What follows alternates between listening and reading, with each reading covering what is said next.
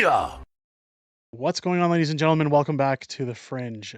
Today's story isn't really about Justin Trudeau, but it is about the damage Justin Trudeau has done to this country as we talk about a crippling story, and one that many of my viewers will know all too much about. I have seen people chime off in the comments time and time again in regards to their costs of living, how they can afford or not afford to even move forward in life.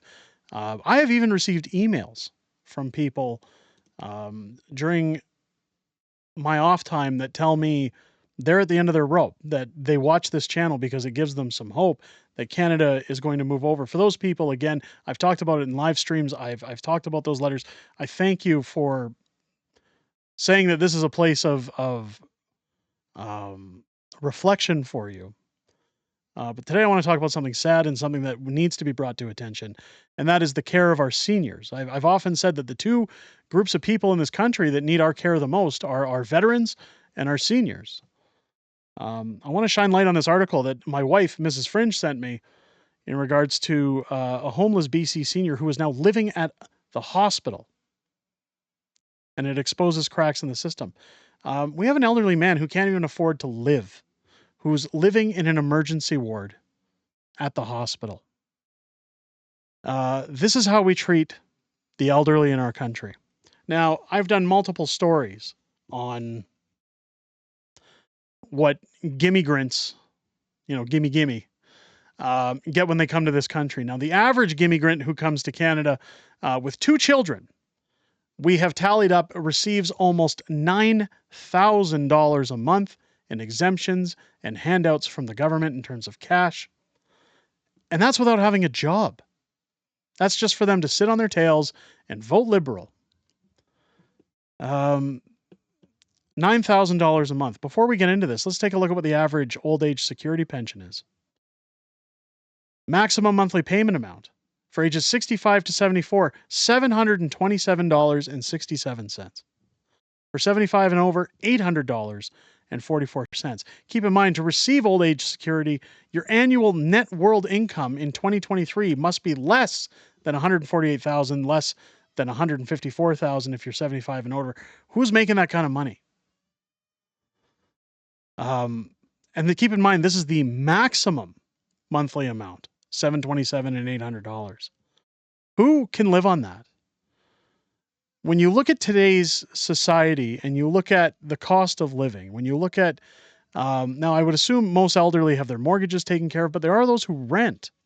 There are those who are in homes. There are those that have monthly costs. I don't understand how, unless you had a lot of investments, thousands in RSPs, as well as GICs or anywhere you wanted to invest in the stock market, how are you going to afford to live on this measly morsel? And again, a maximum amount of $700 every month from the government of Canada. This man in Surrey, BC cannot. BC Seniors Advocate says the story of a 95-year-old man who's now living in Peace Arch Hospital after he says he was evicted from his independent living residence shows the province needs more subsidized housing for the elderly. James Colina was told he had to leave Sunnyside Manor after spending the last of his life savings and $25,000 in loans on housing. He had to take out $25,000 in loans just to live in a retirement society. He stayed for a day or two with a member of his church, but now, with nowhere else to go, he's been at the hospital for the past 5 days. Social workers and friends are now trying to secure housing for Colina, but because he is in such good health, he doesn't qualify for many long-term care facilities. He's 95 years old. This is how we look after somebody who has spent 9 decades plus on the planet. They've worked, they've paid their taxes, they've done their time. We kick them onto the streets. When you hear about a senior in their 90s facing homelessness for the first time in their life, it's catastrophic. Dan Levitt, BC Seniors Advocate, told Global News. Levitt said many seniors fear running out of money as they age, but sadly, that is becoming common. Well, it's because of Justin Trudeau. It's because of the cost of living. It's because of inflation. It's because of the carbon tax. It's because of his reckless spending while he goes and surfs all over the planet and puts the bill on Canadians. It has nothing to do with bad investments. It has nothing to do with poor spending or money management. This is Canadians paying the price for the stupidity of a dictator. Levitt said many seniors fear, sorry, I already got through that. What we really want to focus on is what we need the strategy for British Columbia seniors, Levitt said. A strategy that is across ministerial that includes housing, health, transportation, and other services. Other ministries working together for a coordinated effort so seniors can age in the communities where they live. Here's my question. Why are we giving $9,000 a month to immigrants who come here looking to mooch off of our welfare system when we should be booting them all out and paying for this? I would be much happier as a taxpayer knowing that my money is going towards supporting seniors to be able to have shelter, to be able to live out their days and be taken care of medically, that they're given travel, again, transportation, meaning bus services or handy buses, whatever they need to get around. I'd be more than happy to know my tax dollars are going there rather than for a bunch of people to come over from wherever stand and sit in a living room eating eating food from Walmart, never working, mooching off of our welfare system while having the newest cell phones, big screen televisions, fancy cars in the driveway. You tell me which is better for Canadians. It's disgusting. Global News contacted Sunnyside Manor for comment, but we're told on Sunday no one was available to answer questions. Well, because they don't want to look like monsters. The organization did release a statement on Monday saying, in part, the residence does not provide care or supportive services, nor is it an assisted living facility. Our mission is to provide affordable housing solutions for low to middle income individuals, making Sunnyside Manor one of the most affordable independent living options for seniors in the South Surrey and White Rock areas. Well, if you know anything about Surrey, BC, I can tell you right now, it is not affordable in the least. So whatever they consider affordable is probably leaps and miles above what the average Canadian could afford to pay. This is, again, where government should be buying up these facilities. And these facilities should be provided for seniors, that once they hit a certain age, if they can show they make less than average income, they're given a place to stay.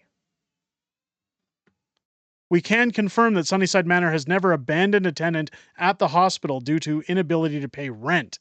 Once a tenant has left and is under the care of their family or an individual with power of attorney, Sunnyside can no longer be involved in the decisions or housing choices. Again, that's just given them their liabilities. The organization has said that the staff strive to provide information to tenants and their families who may have difficulty paying rent and will offer guidance on suitable options under the guidelines, say residential tenancy breach. The reality is we do not have enough supportive housing for long-term care and assisted living in the province. He's 95 years old.